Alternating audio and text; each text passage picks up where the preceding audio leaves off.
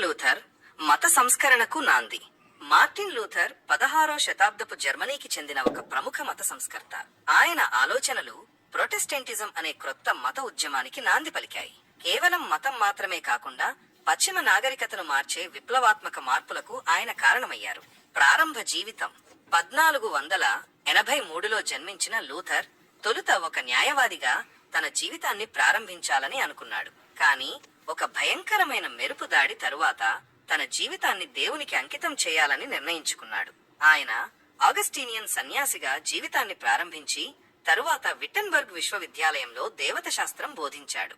95 సిద్ధాంతాలు 1517లో లూథర్ తన ప్రసిద్ధ 95 సిద్ధాంతాలను చర్చి ద్వారంపై అతికించాడు. ఈ సిద్ధాంతాలలో కేథలిక్ చర్చిలోని కొన్ని ఆచారాలను తీవ్రంగా విమర్శించాడు. ముఖ్యంగా మానవుడు కేవలం విశ్వాస ద్వారానే రక్షణ పొందగలడని, మంచి పనులు రక్షణకు తోడ్పడవని ఆయన వాదించాడు.